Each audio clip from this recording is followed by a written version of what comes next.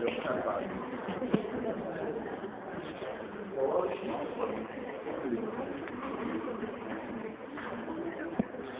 boa noite.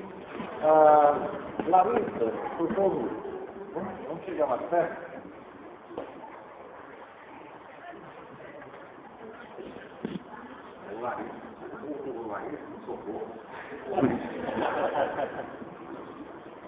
Socorro, Larissa, ela me socorreu mesmo.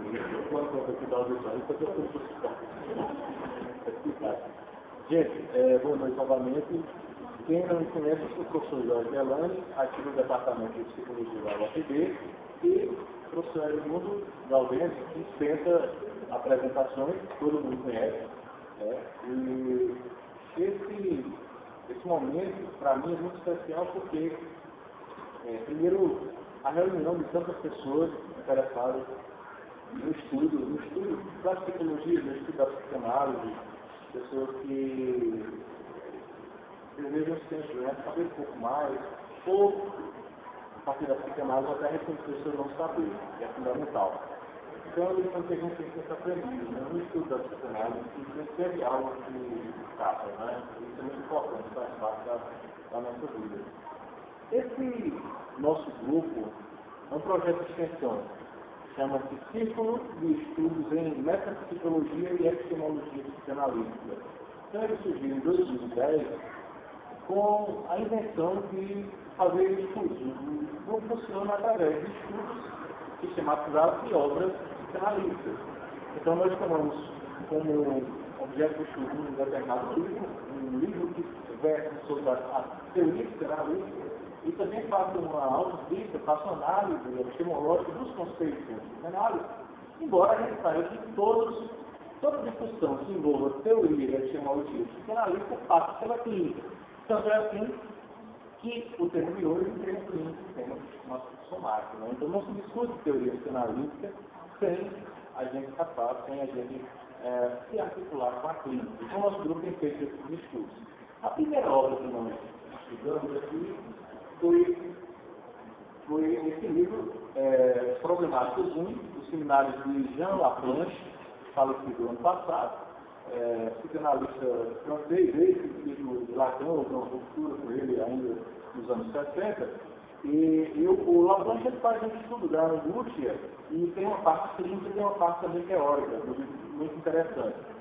Depois de Laplanche, a gente estudou essa outra obra, que é Introdução à Teoria dos Campos, de um psicanalista brasileiro, pouco conhecido, que é o Fábio Hermann. E é um livro profundamente epistemológico, muito interessante. E, em seguida, a gente resolveu fazer um estudo, que é esse que estamos em andamento agora, que é da obra A Linha e o Ponto, O Caminho desde Lacan, do psicanalista aqui da Paraíba, pessoense, Luiz Andrade. Então, a nossa terceira obra, acontecia antes do fim do ano, a gente termina e vamos partir para outra obra. O nosso grupo, ele não tem uma ligação de escola. A gente não trabalha em uma única perspectiva da psicanálise. A gente trabalha de forma plural. Laplanche, Fábio Hermann, agora Luiz Andrade, uma perspectiva lacaniana, e outros surgirão com outras perspectivas. O interesse nosso é fazer uma discussão dos conceitos psicanalíticos na relação com a clínica e fazer sempre uma leitura crítica acerca da psicanálise. Veja, o nosso grupo começou em 2010, a gente fazia reuniões quinzenais e depois, agora há pouco, a gente resolveu fazer reuniões semanais. Como é que funcionam essas reuniões? Porque muitas vezes, e eu posso fazer uma síntese, a gente tem um primeiro momento de exposição, né? Então tem um palestrante da noite, como ele me convidou para a palestra de hoje, e em seguida a gente faz um debate. E o debate, ele é transcrito ao vivo, no formato de uma ata. Então, de cada encontro a gente tem uma ata. Então a gente já trata essas atas aqui desde 2010, já é quase um livro. Né? E isso também está disponível por e-mail, então na minha procedência no grupo, solicita as atas que a gente manda, que tem toda a fala do que acontece e coisas muito ricas aparecem também. Então, não só a gente faz um debate sobre os textos, como de repente aparecem insights muito interessantes durante a reunião. Tem vezes que a reunião até parece uma sessão de grupo, uma terapia de grupo, né? Um dos insights que a gente vê por aqui. Então, cada vez mais, a gente está percebendo a relação que esse estudo teórico epistemológico da psicanálise faz com a própria literatura, tá? Faz com o Fábio, né? Aliás, Fábio Figueiredo, aqui presente, psicanalista, que deu a palestra inicial em 2010, né, que foi uma palestra sobre psicanálise e literatura, quando a gente deu pontapé inicial de estudar Laplanche. Então, seja bem-vindo, Fábio. E, assim, cada vez mais a gente tem visto que estudar teoria, estudar epistemologia, termina tocando na literatura, termina tocando na existência mesmo, né? Então, é um grupo teórico, mas é um grupo também vivencial. Surpreendentemente, para nós também somos um grupo vivencial. Bem, eu feito essa breve exposição, eu passo, então, a palavra a Edmundo Galvões, que agradeço muito o convite e aceitou, e pronto, o Edmundo, ele é sempre assim, disposto a participar, a colaborar, é sempre muito ligado à contribuição dele. E a gente vem conversando agora no carro e lembrando, né, dos tempos antigos. Foi aluno de Edmundo aqui, nesse mesmo prédio, né? Hoje ele é então, me considero discípulo, né, de Edmundo. E aí, eu até conversava um dia desses com um aluno, ele disse, Edmundo é um mestre. Aí eu disse, mas ele é mestre, tem a dificuldade do mestre, que lá não gosta, né? Eu disse, mestre e tal.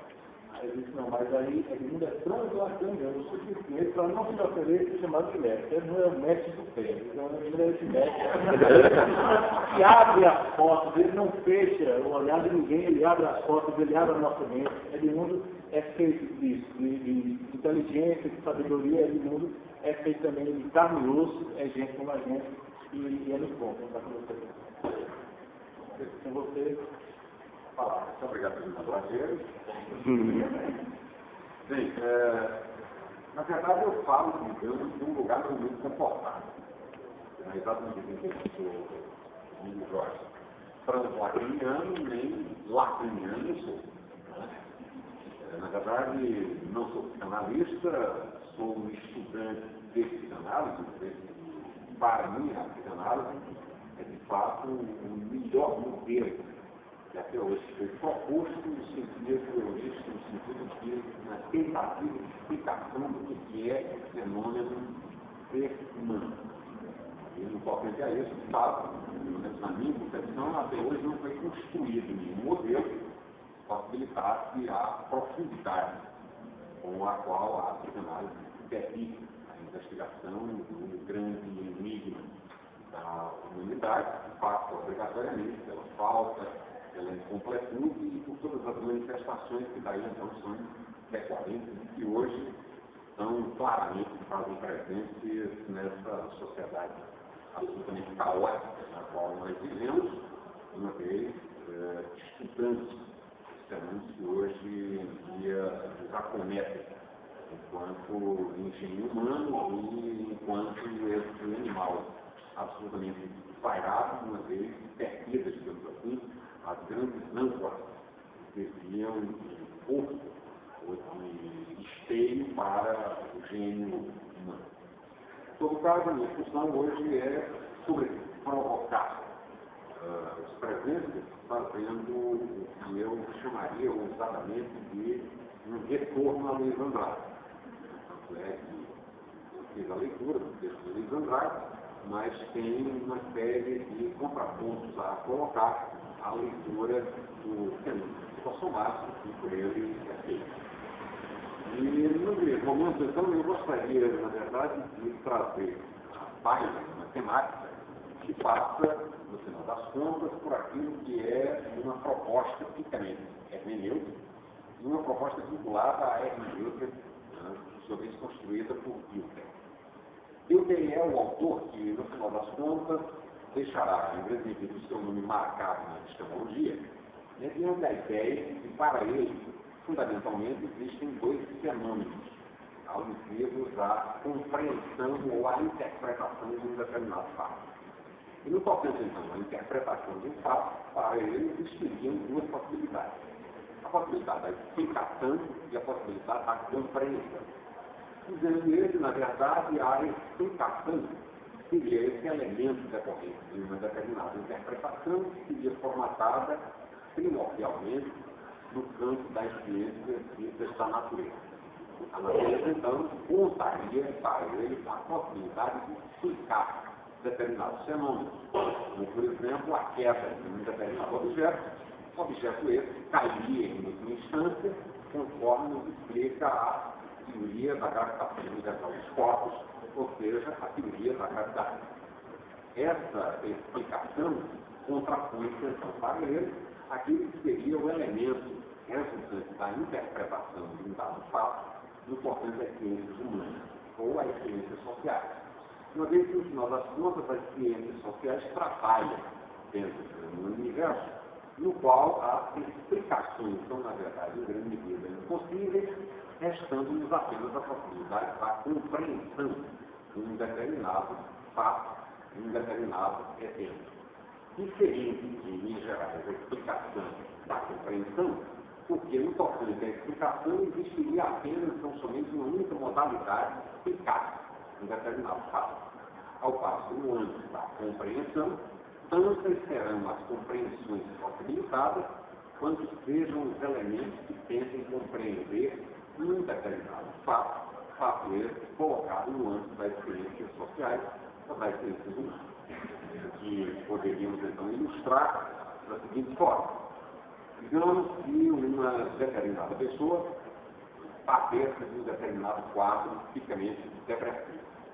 A explicação que será produzida no âmbito de uma psiquiatria ortodoxista, porque ligada fundamentalmente ao modelo biológico, e a biologia é, por excelência, uma ciência da natureza, será uma explicação mediante a qual a depressão, então, será interpretada à luz da falência ou da produção electrificária de determinados neurotransmissores, como seria o caso da serotonina e da dopamina.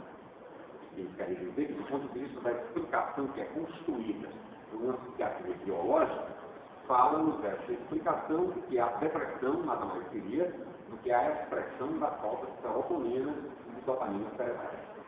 E isso, de fato, seria uma explicação na exata medida em que eu posso, por exemplo, dosar os metabólicos e catabólicos desses dois hormônios cerebrais, posso, inclusive, mapear o cérebro de uma determinada pessoa, dando conta de que em determinadas regiões cerebrais, onde esses dois hormônios obrigatoriamente teriam de estar presentes e numa determinada concentração, naquelas pessoas que passam por um episódio depressivo, esses dois hormônios se apresentariam em baixa concentração.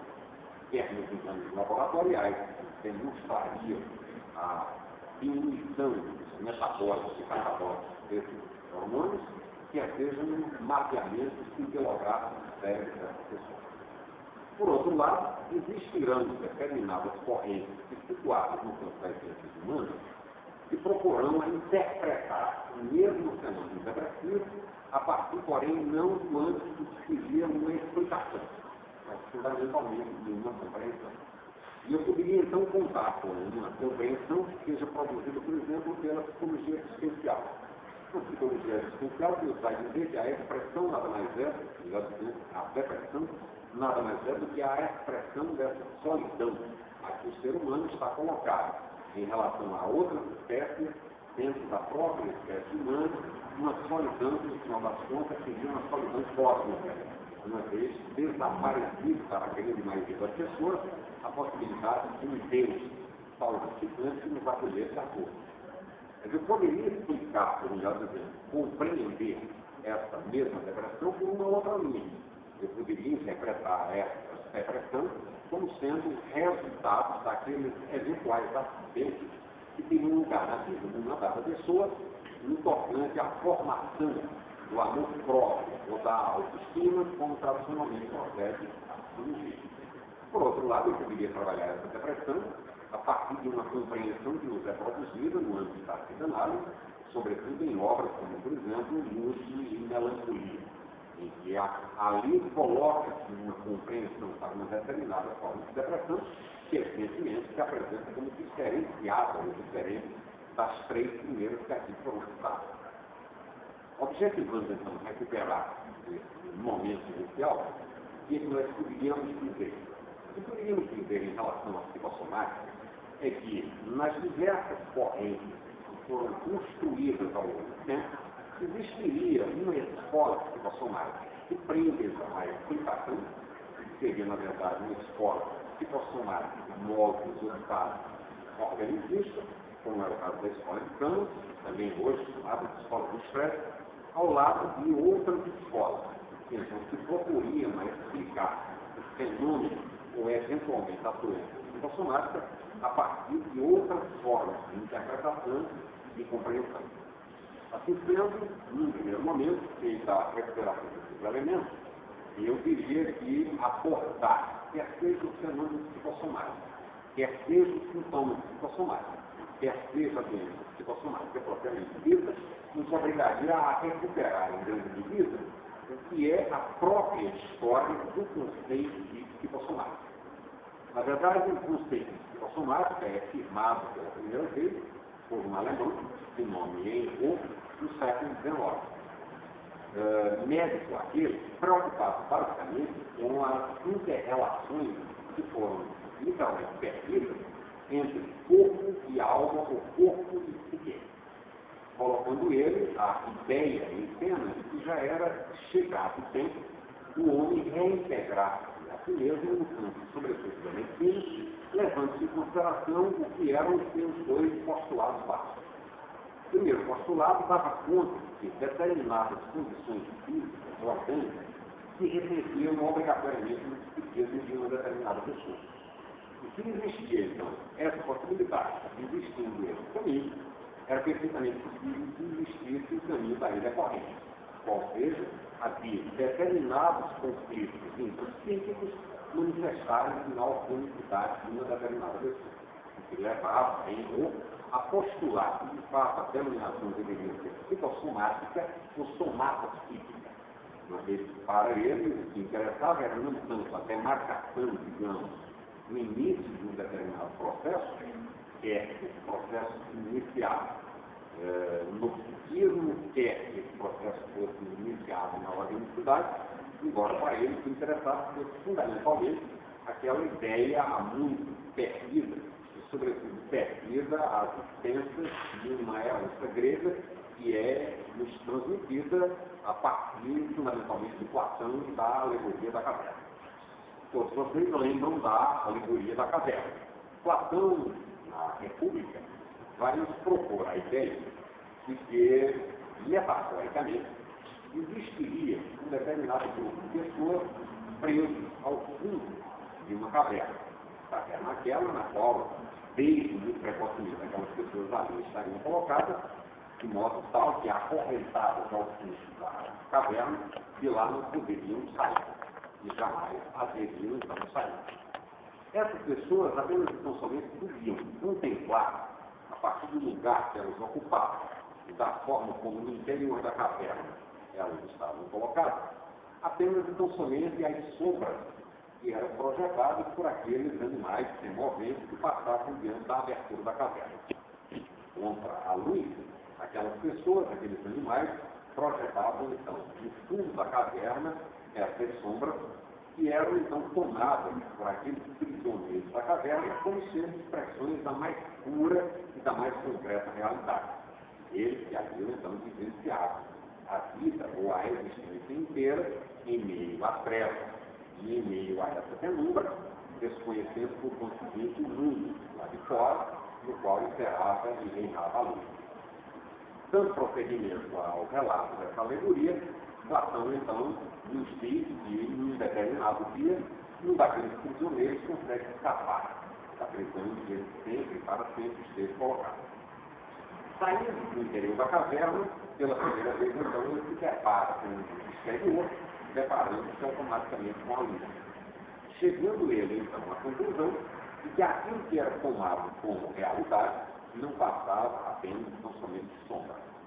Ele, então, retorna à caverna na tentativa de ensinar aqueles que lá continuavam presos a ideia de que aquilo era nada mais do que uma ilusão, que aquilo era nada mais do que a sombra de uma parte da realidade que até então não era ainda conhecida, uma vez permanecendo aquelas pessoas lá, acorrentadas por toda a vida. Em resposta às lições que esse sujeito tenta praticar junto aos demais prisioneiros, ele é morto. Extraímos, então, daí, Platão, fundamentalmente duas grandes noções. A primeira noção, a noção alusiva à função social do filósofo. A função social do filósofo é descobrir a verdade, expor as pessoas à luz e informá-las da existência de algo chamado verdade contra as mentiras nas quais as pessoas têm, ao longo de sua existência, acreditado. Na verdade, coloca ele, esse personagem, na alegoria que ele constrói, alguns historiólogos de Platão e alguns analistas de sua obra nos informam que essa seria a forma pela qual, em grande medida, ele resgataria a memória do seu mestre, Sócrates, uma vez que com Sócrates teria acontecido algo assemelhante, tentando alertar os homens acerca da existência da verdade em meio à mentira.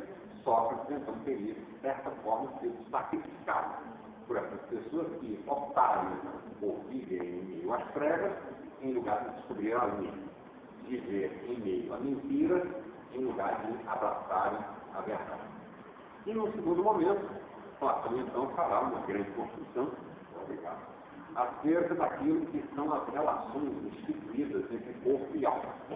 Aqui, lembrar que, antes de Platão, havia uma concepção psicanalista grega, mediante a qual, tão logo o sujeito nascia em sua corporalidade, acompanhava-o a alma, que, na verdade, estabelecia com esse primeiro elemento uma relação absolutamente indescritável. Essa alma somente abandonaria esse sujeito quando visava o momento de sua morte, inexistindo, por conseguinte, essa dicotomia que será plantada no nosso imaginário a partir de Platão, quando para ele o corpo estará dividido em corpo e alma.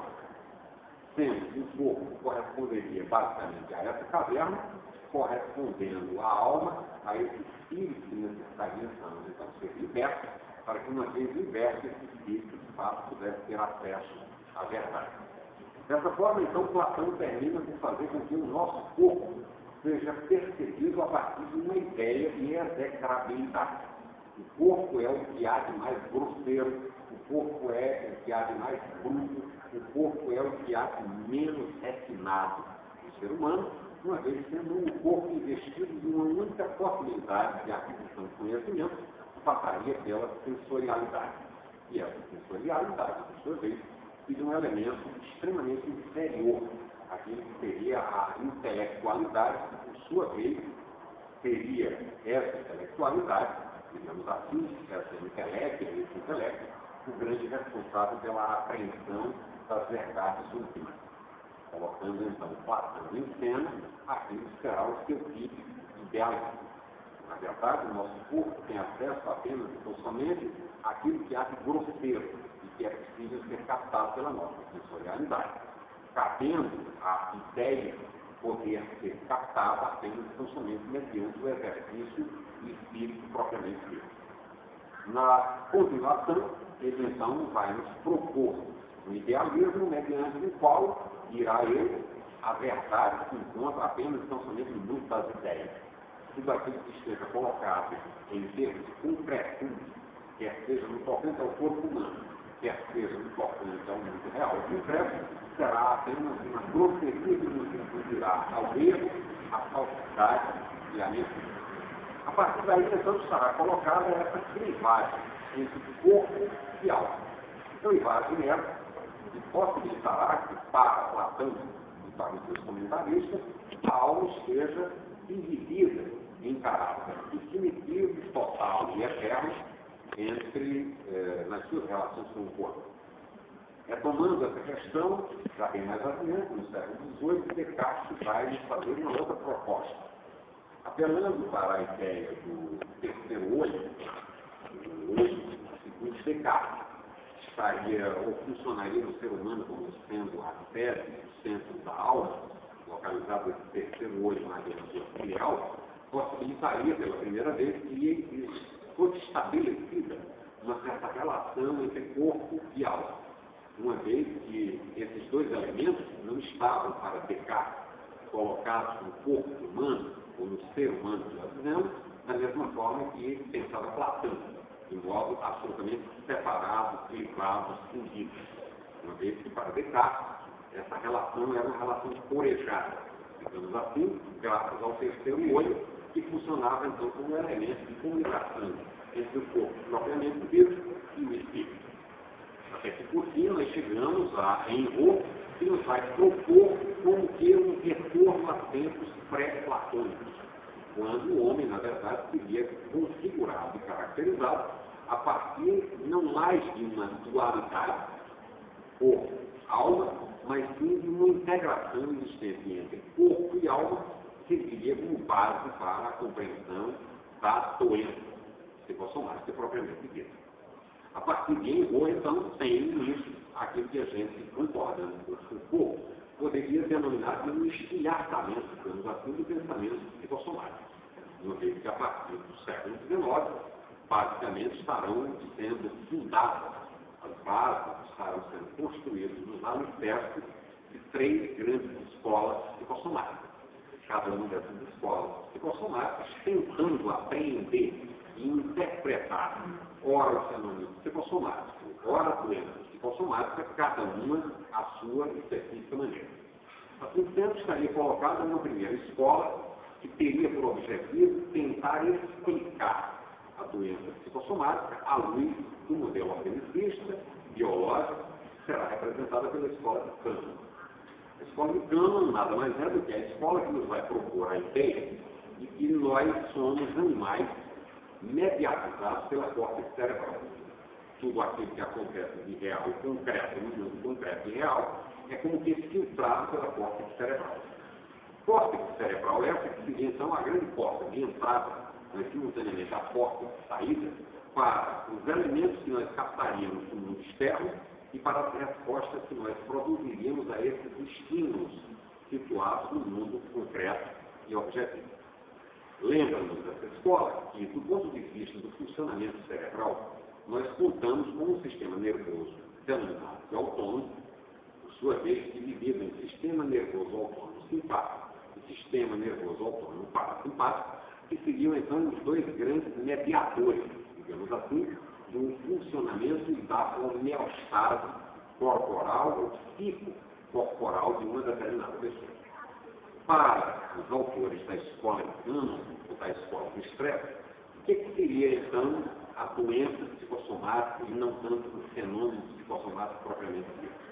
A doença psicossomática nada mais seria do que a manutenção de forma crítica, porém contínua, daquela condição orgânica pela qual passa uma determinada pessoa que vivencia uma situação que nós possamos denominar de susto. Uma determinada pessoa colocada, então, em estado de ansiedade por conta de um elemento real e concreto que com ele entraria em contato nesse mundo concreto e real no qual ele vive. Trocando em miúdos, informa-nos a fisiologia cerebral que todas as vezes em que nós estejamos colocados em uma situação de risco, em nós, graças à córtex cerebral, dispararia um determinado mecanismo que, por sua vez, faria a ativação do sistema nervoso autônomo, a quem caberia mediar as funções das quais nós necessitamos e mediar essas funções que seriam em nós autônomas, ou seja, independentes de nossa vontade. Dessa forma, os batimentos cardíacos, as incursões respiratórias, o peristaltismo intestinal e assim por diante. Digamos então que um de nós estivesse colocado, tal como na história de Chapeuzinho Vermelho, diante de uma situação gerativa daquilo que a gente chamaria de estresse. Vocês todos conhecem a história de Chapeuzinho Vermelho, o nosso tal que eu me dispenso de contato. Mas em todo caso, Chapeuzinho Vermelho é a vestida pela mãe, quando da encomenda que ela tem que levar até a casa da avózinha. Mãe é aquela que me diz, entre a nossa casa e a casa de sua avó, existem 2 caminhos. Existe o caminho do rio, que é um caminho muito mais longo, mas mais seguro. Existindo, em contrapartida, o caminho do bosque, que é um caminho mais curto, porém um caminho perigoso, uma vez que no bosque mora um lobo. É claro que o Chapeuzinho Vermelho, andando por essa trilha, bosque adentro, estará, na verdade, sendo tomado por aquilo que seriam manifestações típicas de um estado de ansiedade que a colocaria manifestando, por sua vez, típicas reações de ansiedade. Quadro clínico aquele que seria, na verdade, suscitado pela elevada concentração de adrenalina que Chapeuzinho Vermelho, então, estaria apresentando. Ou seja, tomada pela ameaça de um determinado perigo, as suprarrenais de Chapeuzinho Vermelho produziriam uma tal concentração de adrenalina que possibilitaria, então, que ela, estando em estado de alerta, manifestasse literalmente aquilo que a psiquiatria e, em grande medida, a psicologia denominam de ansiedade. Como seria, então, o comportamento fisiológico do corpo de Chapeuzinho Vermelho? Chapeuzinho Vermelho estaria, com certeza, manifestando uma frequência cardíaca muito mais acelerada, muito mais elevada.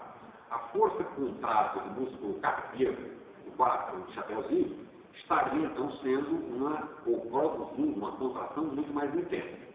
De modo tal que Chapeuzinho Vermelho, com certeza, naquela ocasião, estaria apresentando picos de hipertensão. Os olhos de Chapeuzinho Vermelho estariam desmesuradamente abertos. E, mediante essa abertura desmesurada dos olhos, ela apresentaria também uma midríase, ou seja, uma dilatação pupilar, fatos esses que lhe possibilitariam que ela captasse com muito mais rapidez, com muito mais acuidade, quaisquer elementos que pudessem vir a pôr em risco a sua integridade. Na verdade, nessa história, quem tem um olho maior que o lobo é Chapeuzinho. Exatamente por conta de que essa é a ação especificamente desencadeada pela adrenalina no aparelho visual do ser humano. Chapeuzinho Vermelho apresentaria também a boca extremamente seca, o peristaltismo intestinal de Chapeuzinho Vermelho praticamente zeraria, ela estaria apresentando concomitantemente uma contração muscular generalizada e um nível de atenção muito mais elevado do que de costume. Essa é, porém, uma reação absolutamente normal do ser humano colocado em uma situação gerativa de estado de alerta.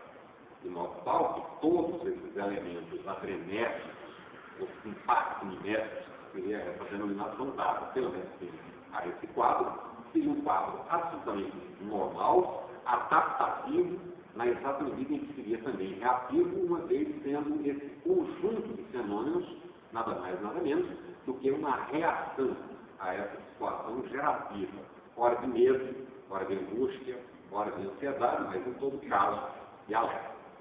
Esse sistema nervoso autônomo simpático será contrabalançado pelo sistema nervoso autônomo parasimpático.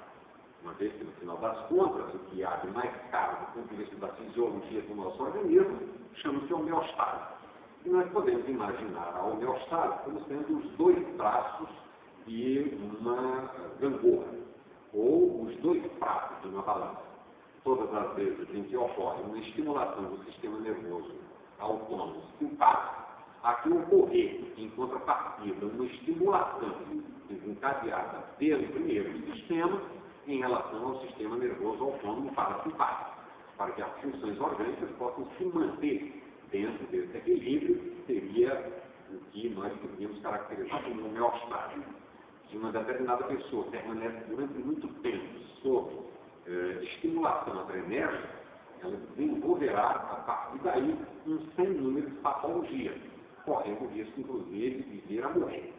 Daí a impossibilidade de amar constantemente, com toda a intensidade, por um período extremamente prolongado de tempo.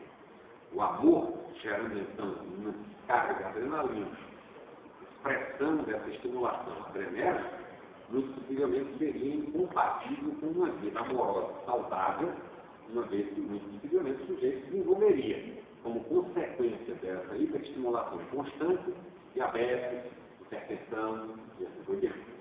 Daí então a necessidade do contrabalanceamento, que é proporcionado ao primeiro sistema nervoso autônomo, o simpático, por essa segunda modalidade denominada de sistema nervoso autônomo parasimpático.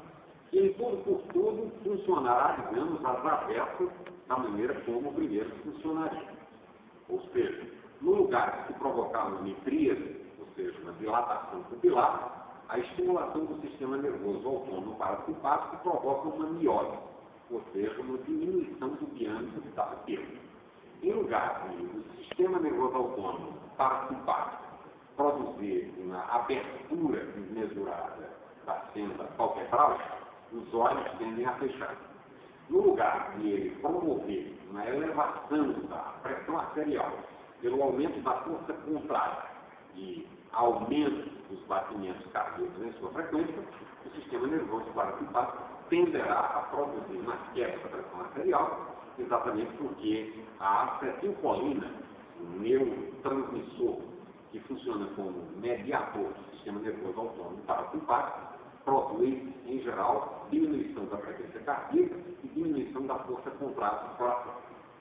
Como a acetilcolina, e por extensão, o sistema nervoso autônomo parasimpático provoca uma aceleração do peristaltismo intestinal e um relaxamento dos esfíncteres cervical e ano-retal, muito possivelmente, se Chapeuzinho Vermelho fosse tomada como estimulação do sistema nervoso autônomo parasimpático, ela chegaria com toda certeza a algum porto seguro, seria a casa da Rosinha, mas urinada e literalmente borrada da cabeça aos pés. Partindo, então, dessa premissa fisiológica, a escola de Salmon, também chamada de escola de Chicago, como referir a escola do estresse, vai nos propor a ideia que as doenças psicossomáticas nada mais seriam, então, do que doenças manifestas a partir de uma determinada estimulação, sobretudo do sistema denominado de sistema neural da luta ou para a luta, representado pelo sistema nervoso autônomo simpático, que seria mantido em estado de constante estimulação. Alguma coisa que nós poderíamos ilustrar de maneira metafórica, apelando para a ideia de que, enquanto o lobo esteja fora, todo esse comportamento do Chapeuzinho Vermelho será normal, porque será adaptativo, e será, na verdade, constituinte de uma reação a esse objeto real e concreto provocativo de medo. No exato momento em que, por um motivo ou outro, não fosse o lobo que engolisse Chapeuzinho, mas Chapeuzinho colocasse o lobo dentro de si, introjetando, Chapeuzinho passaria a apresentar uma hiperestimulação do sistema nervoso autônomo simpático, que levaria, então, à produção contínua em elevadas concentrações de adrenalina. A adrenalina é essa que, em cargas e concentrações muito elevadas, desencadearia também a produção de cortisol em níveis exageradamente elevados, cortisol esse que, por sua vez, interferindo no sistema imunológico, terminaria por rebaixá-lo, predispondo o sujeito à produção de doenças situadas no seu próprio corpo, a partir da interferência de elementos externos, uma vez que, graças ao sistema imunológico rebaixado, esse sujeito estaria muito mais exposto à possibilidade da contração de determinadas afecções ou infecções viroses, bacterianas ou borbulhantes, assim como o próprio cortisol interferiria no metabolismo dos carboidratos e dos lipídios, levando também a alterações na produção de insulina. O que significaria dizer, em última instância, que graças a um elemento psíquico, toda a organicidade literalmente se organizaria. Estamos, então, aí colocada a possibilidade de compreensão do que seria a doença psicossomática, mediatizada a partir desses elementos.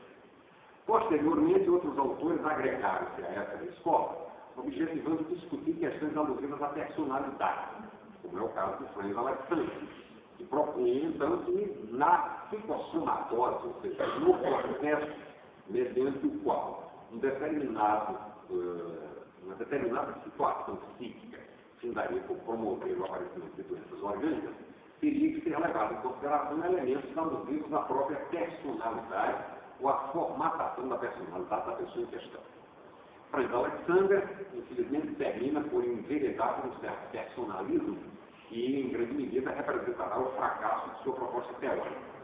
Isso porque ele, então, começa a propor a ideia da existência de personalidades, que ele chamaria de personalidades cardíacas, personalidades gástricas, personalidades intestinais, querendo com isso, na verdade, estabelecer uma relação entre aquilo que seria a personalidade de uma determinada pessoa e a doença psicossomática por ela manifesta. Evidentemente que nessa direção e nesse objetivo, ele terminaria por criar tantas formas de personalidade existentes quantas fossem as estruturas orgânicas existentes no nosso organismo. Dessa forma, forma, então, uma pessoa que manifestasse como resposta a um conflito intrapsíquico queda de cabelo teria que ser apontada como uma pessoa que teria uma personalidade capilar, por exemplo.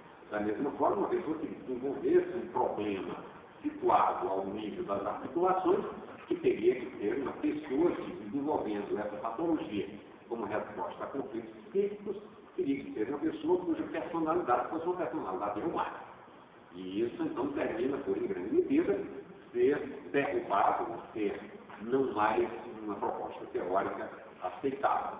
Terminando por colocar em meio à exposição a ideia de que, de fato, o sujeito que predisporia a apresentar uma doença psicossomática, na verdade, seria portador de uma determinada forma de personalidade, que seria especificamente a personalidade obsessiva ou a personalidade obsessiva-compulsiva. Aquela pessoa cuja marca registrada é exatamente a falta de flexibilidade e a falta de toque, ou seja, a falta de adequada adaptação a toda e qualquer circunstância com a qual o sujeito se deparar. Isso porque, de fato, o obsessivo-compulsivo é alguém a quem falta fundamentalmente resiliência. Ou seja, essa flexibilidade que possibilita que essa pessoa dance em conformidade com a música. Seria uma pessoa extremamente rígida, que, do ponto de vista psicanalítico, teria como expressão máxima uma fixação na fase do desenvolvimento da sexualidade na fase anal. Seria aquele indivíduo caracterizado como retentor e que se vai expressar fundamentalmente no colecionador, mas naquela pessoa para quem o mundo está mantido sob estreitas rédeas, sem as quais essa pessoa literalmente entra em angústia, ansiedade e desespero, uma vez que o sujeito portador de uma personalidade obsessiva-compulsiva comportar-se como alguém cuja infelicidade maior resulta do fato de ele não ser Deus. E em não sendo Deus, ele impossibilitado o controle adequado, porém vanamente desejado do mundo da parte desse sujeito. Essa escola, então, termina por constituir